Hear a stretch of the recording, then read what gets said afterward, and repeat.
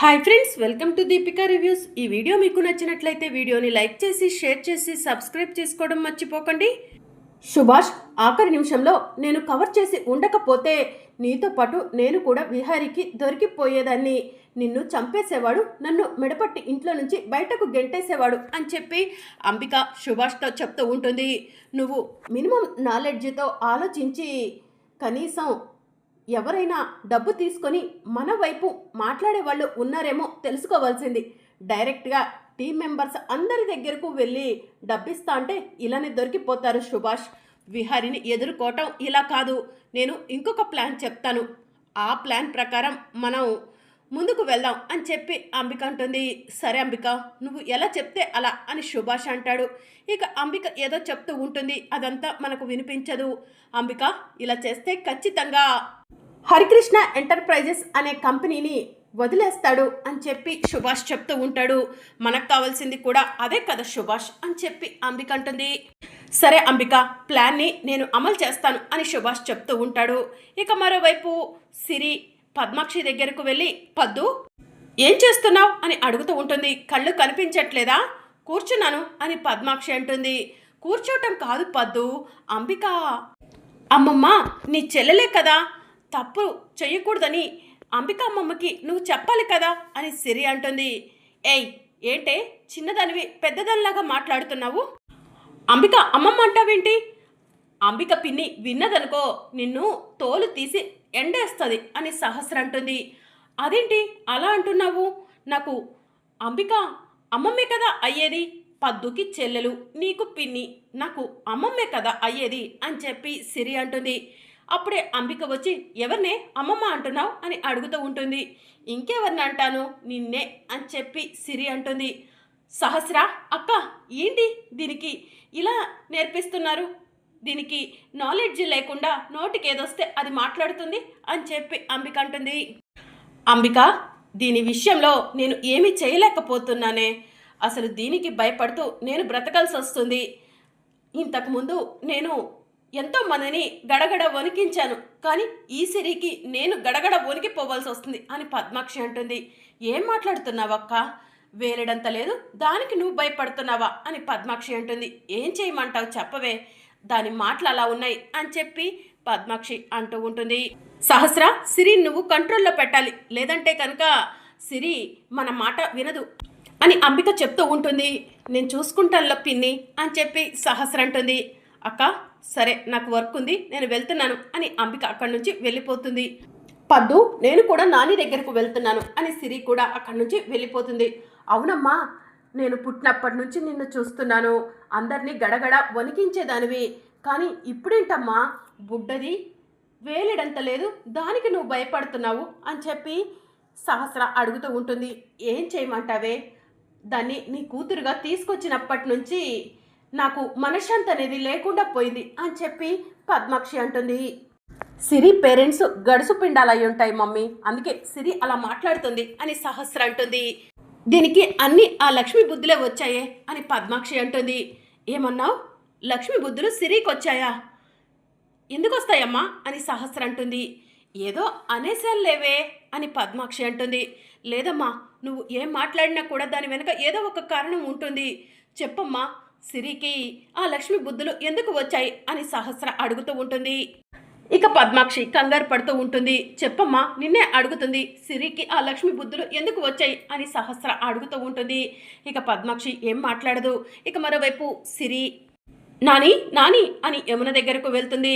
ఏంటమ్మా సిరి అని చెప్పి యమున అడుగుతూ ఉంటుంది. నాని ఏం చేస్తున్నావు? నాకు బోర్గా ఉంది, బయటికి వెళ్దామా అని సిరి అడుగుతూ ఉంటుంది. సిరి, నిన్ను బయటికి తీసుకెళ్తా, కానీ సహస్ర పద్మాక్షి వదిన వాళ్ళు ఎక్కడున్నారు అని యమున అడుగుతూ ఉంటుంది. పైన రూమ్లో మాట్లాడుకుంటున్నారు నాని అని సిరి చెప్తూ ఉంటుంది. సిరి, నా ఫోన్ నుంచి ఫోన్ కాల్స్ పోవట్లేదమ్మా, ఒకసారి సహస్రకు నా ఫోన్ చూపించి వస్తాను, నువ్వు ఇక్కడే వెయిట్ చేయి అని చెప్పి యమున చెప్తూ ఉంటుంది. సరే నాని, త్వరగా వచ్చేయి, మనం వైజాగ్ అంతా కూడా చూసొద్దాం అని చెప్పి సిరి చెప్తూ ఉంటుంది. సరే అమ్మా, ఇప్పుడే వస్తాను అని చెప్పి యమున సహస్ర ఉన్న రూమ్ దగ్గరికి వెళ్తూ ఉంటుంది. అదే సమయంలో పద్మాక్షి సహస్ర ఇద్దరు కూడా లక్ష్మి గురించి మాట్లాడుకుంటూ ఉంటారు. చెప్పమ్మా అని చెప్పి సహస్ర అడుగుతూ ఉంటే ఇక పద్మాక్షి కంగారు పడుతూ, వదిలేవే ఈ విషయాన్ని అని అక్కడి నుంచి వెళ్ళిపోబోతూ ఉండగా అమ్మ ఒక్క నిమిషం అని సహస్ర అంటుంది. ఇక పద్మాక్షి అక్కడే ఆగిపోతుంది. అమ్మ నీ చెయ్యి లైవు అని సహస్ర అంటుంది. ఎందుకే అని పద్మాక్షి అడుగుతూ ఉంటే ఇవ్వమా నాన్న అని సహస్ర పద్మాక్షి చెయ్యి తీసుకొని సహస్ర తల మీద చెయ్యి పెట్టి అమ్మ నా మీద ఒట్టే సిరి లక్ష్మి కూతురని ఎందుకన్నావో చెప్పు, సిరికి లక్ష్మికి ఏంటి సంబంధం అని చెప్పి సహస్ర అడుగుతూ ఉంటుంది. సహస్ర ఎందుకే లేనిపోని సమస్యలు ఇప్పుడు అని పద్మాక్షి అంటుంది. లేదమ్మా నాకు తెలియాలి, సిరి పేరెంట్స్ ఎవరో నేను తెలుసుకోవాలనుకుంటున్నాను. ఇన్ని రోజులు ఈ విషయం గురించి నిన్ను ఎన్నోసార్లు అడిగి చూశాను, కానీ నీ దగ్గర నుంచి ఎలాంటి సమాధానం రాలేదు. ఇప్పుడు మాత్రం నువ్వు సమాధానం చెప్పాల్సిందేనమ్మా అని చెప్పి సహస్ర అంటూ ఉంటుంది. ప్లీజ్ సహస్ర, ఎందుకు సహస్ర, ఎప్పటిదో ఇప్పుడు అని పద్మాక్షి అంటూ ఉంటుంది.